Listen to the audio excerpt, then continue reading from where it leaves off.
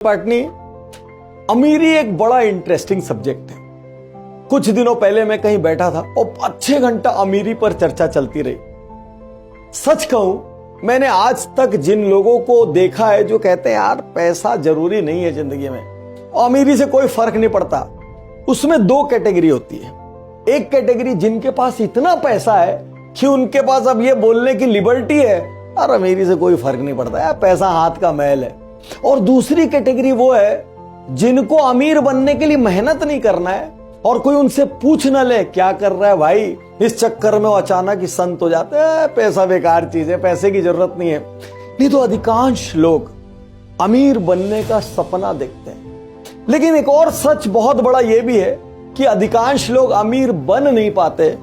क्या ऐसा कारण है? सोचने में ऐसी क्या गड़बड़ है? क्या उनके ट्रेड्स हैं जिसकी वजह से उनको सपनों की अमीरी या फाइनेंशियल इंटेलिजेंस हासिल नहीं होती? आज का यह अद्भुत असाधारण वीडियो हो सकता है आपको कहीं हिट करे, लेकिन दिमाग को खुला रखेंगे ना, आज अमीरों वाली ट्रेड आपके अंदर आ जाएगी। भाई, यदि आपने गोल ही छोटा बना लिया है तो मेहनत क्यों बड़ी करोगे? आप अपने जीवन की बेसिक आवश्यकताओं तक रह जाओगे। भाई, एक गाड़ी आ जाए, एक फ्लैट हो जाए, बच्चे ठीक ठाक स्कूल में चले जाएं, ठीक ठाक घरों में शादी हो जाए, थोड़ा बहुत रिजर्व फंड हो जाए। यदि आपने अपनी फाइनेंशियल नीड को ही इतना छोटा कर लिया तो आपके पास रिच माइंडसेट रखने का कोई कारण ही नहीं है, क्योंकि रिच माइंडसेट तो फाइनेंशियल नीड के बियॉन्ड सोचता है। रिच माइंडसेट वालों के पास अक्सर इतना पैसा जमा हो जाता है कि उनकी 25 पीढ़ियां बैठ के खा सकती है, उसके बावजूद उनका दिमाग और कमाने नया कमाने में लगा रहता है। एक और एग्जाम्पल से इसको समझते हैं। जब आप अपने शहर में अपनी बाइक या अपनी कार चलाते हैं और आप एक फ्यूल पंप पर जाते हैं तो आप क्या कहते हैं? 1000 का तेल डाल दे भाई, 2000 का तेल डाल दे। और जब आप लॉन्ग रन पे जाते हैं आप उसी फ्यूल पंप पे जाकर बोलते हैं फुल टैंक कर दे। याद रखिए, आप हमेशा यही कहते हैं फुल टैंक कर दे, क्योंकि आपको पता है लंबी दूरी तक जाना है। तो जब फाइनेंशियल गोल बड़ा होगा ना, आपके सोचने का तरीका, आपके निर्णय लेने का तरीका सब कुछ अलग होगा। तो यदि छोटे फाइनेंशियल गोल्स हैं तो या तो उसको बड़ा बना लो, नहीं तो अमीर बनने का सपना भाई खतरे में है। ये शो आप उज्जवल पाटनी यूट्यूब चैनल पर देख रहे हैं, सब्सक्राइब नहीं किए तो कर लीजिए, क्योंकि अमीरी का रास्ता यहां से भी खुलेगा। यहां पे 200-300 अमीरों की बायोग्राफी है, वो कैसे जीते थे, कैसे सोचते थे, उनकी रणनीतियां क्या थी। जब ध्यान देंगे इस पे, अपने आप दरवाजे खुलेंगे। और यदि आप ऑडियो के शौकीन हैं तो आप स्पॉटिफाई डाउनलोड करें।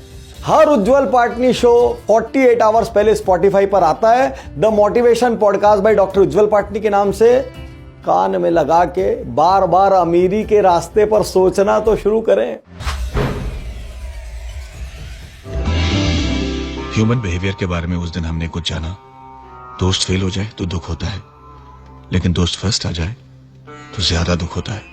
जब आप अपने किसी दोस्त, रिश्तेदार या अड़ोसी पड़ोसी की सफलता की खबर सुनते हैं तो पहला विचार मन में क्या आता है? वाह यार, गजब हो गया, या क्या बात है, कैसे हो गया यार। कसम से कौन सा विचार आता है? नेगेटिव वाला, जलन वाला, एनवी वाला, या प्रशंसा वाला, एप्रिसिएशन वाला? जब कोई नियर एंड डियर बड़ी गाड़ी लेता है, बड़ा घर बनाता है, विदेश घूमने जाता है, दान करता है, जब उसकी फोटो छपती है तो आपके मन में जलन के विचार आते हैं कि आपके मन में रास्ता जानने और इंस्पिरेशन लेने के विचार आते हैं। तय करेगा आप अमीर बनेंगे कि नहीं। यदि आप अमीरों से जलते रहेंगे तो आप हमेशा दूर भागते रहेंगे, आपका दिमाग टॉक्सिक हो जाएगा। जब अगली बार किसी की सफलता की खबर सुने ना, सेलिब्रेट कीजिए, उनके लिए हैप्पी हो, क्योंकि जब आपकी हैप्पीनेस की खबर उनके तक पहुंचेगी या जब आप उनसे मिलेंगे तो आपकी हैप्पीनेस की वाइब्स को वो महसूस करेंगे। वो आपके लिए भी रास्ते बनाएंगे अमीर बनने का, कहीं ना कहीं वो आपका सपोर्ट सिस्टम बनेंगे। तो इसलिए यदि गरीब रहना है तो भाई जलते रहिए, और यदि अमीर बनना है तो पहले अमीर बनने वालों की खुशी में खुश होना सीखिए।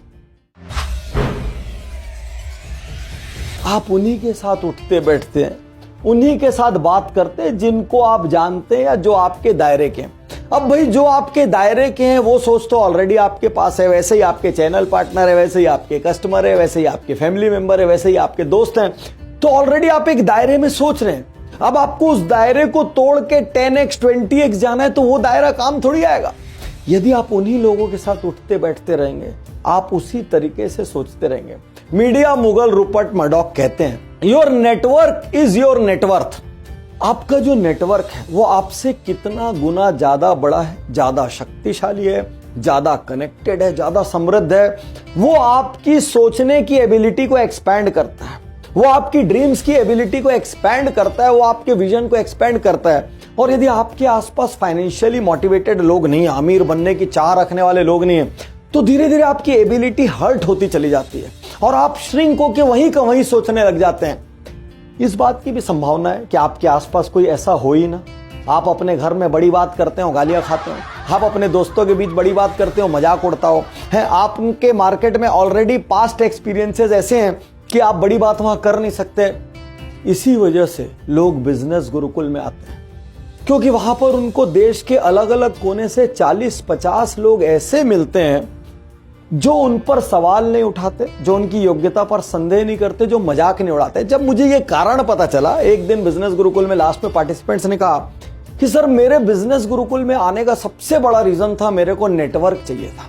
ऐसा नेटवर्क जिनसे मैं बड़ी बड़ी बात कर सकूं, ऐसा नेटवर्क जिनसे मैं विजन शेयर कर सकूं, मल्टीपल टाइम्स बड़ा शेयर कर सकूं, जो मेरी गलतियां ना देखे, जो मेरे को बार बार याद ना दिलाए मुझ में क्या कमी है।